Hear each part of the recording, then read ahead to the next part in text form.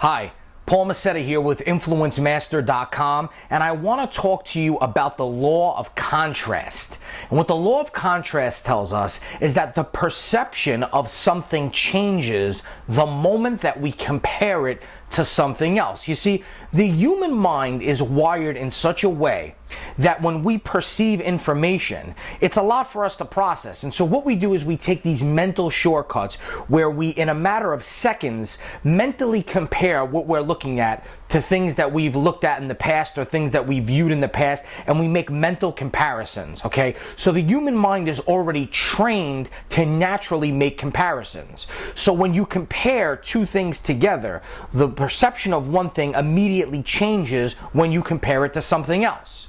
Now, this is extremely powerful when you use it in persuasion and influence, because the subconscious mind, psychologists have found that the subconscious mind is wired in such a way that people generally have high expectations for things. We naturally want to achieve positive results, and the things that we expect to happen, normally we want to happen in a positive light. So when something unexpected or negative happens, it has a huge impact on the way that we process information. For example, if you were to take 3 buckets and fill them up with water, 1 bucket with hot water, 1 with cold water, and 1 with tepid water, and you were to take your left foot and put it in the bucket with hot water and your right foot and put it in the bucket with cold water, and then take both feet and put them in the bucket with tepid water, what you would notice is that the foot that you had in the hot water now feels cold, and the foot that you had in the cold water now feels hot. But you're standing in 1 bucket of water that is tepid. But this is how the law of contrast works. Your mind immediately changes the perception of something when it's been compared to something else very recently, okay? People and organizations use this all the time. If you've ever been in a place where someone presents you with a price and then slashes it out and presents you with a lower price, that's the law of contrast. I give the example of the pair of jeans, right? Nowadays, some people spend close to $300 on a pair of jeans. Well, let's say you were thinking about buying a pair of jeans for a while, and you told yourself that you would only buy these jeans if you could get them at the right price, okay?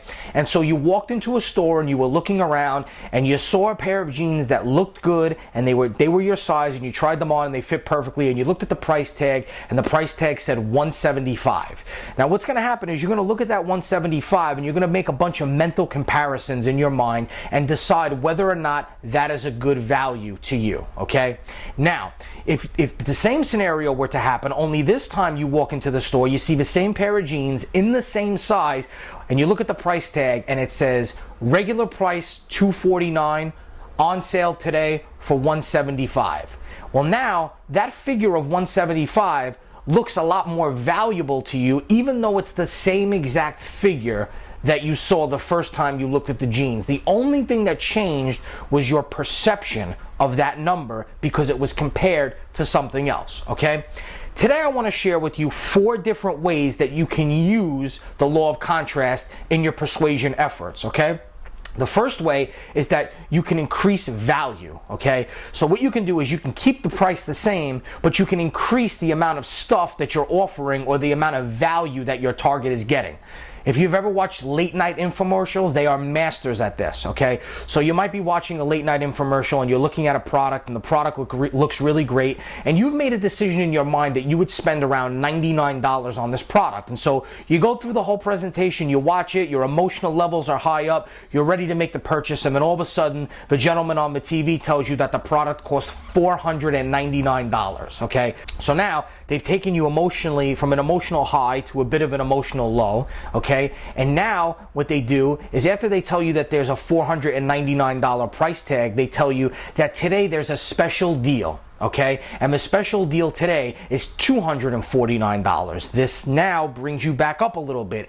But wait, now they add 3 additional items. You're now getting $600 worth of stuff for only $249. So now what they've done is they've created contrast again by adding additional value, which now makes the $249 seem even better. And then on top of that, they tell you that they will allow you to make the $249 payment in monthly installments. So now you don't have to pay as much money out of pocket, and the deal seems great.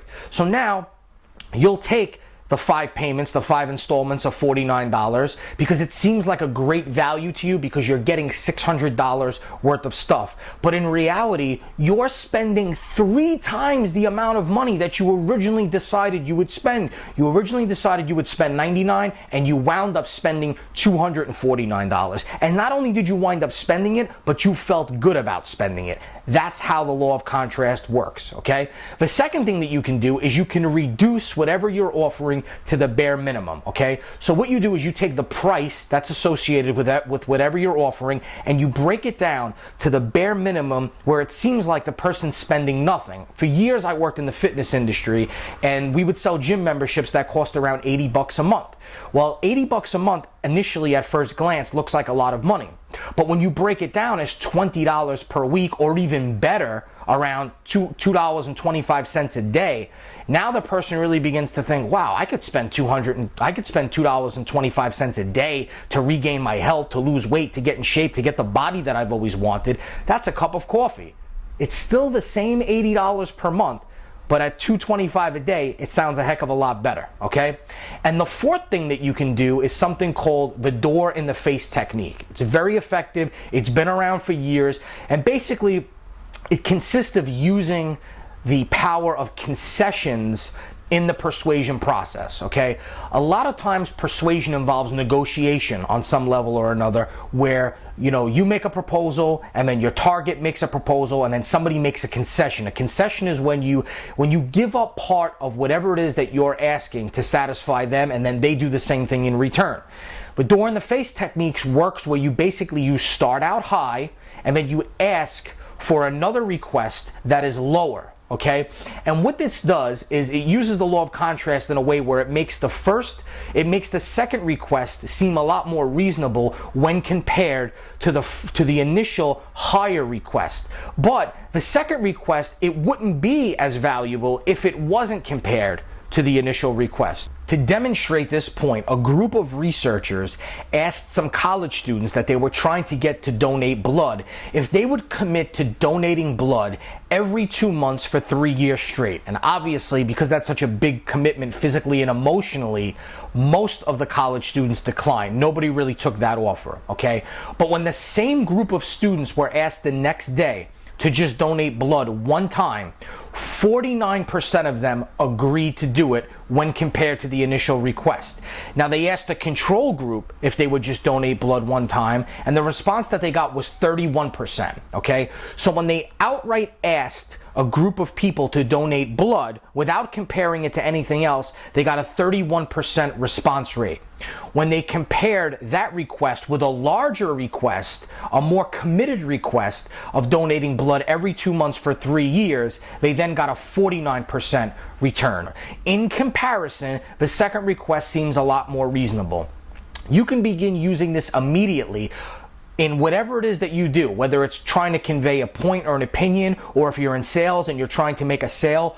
Always start out higher and then make a second or even a third more reasonable request to your target, because what will happen is the law of contrast will begin to kick in and they will view your second request or even your third request as a lot more reasonable.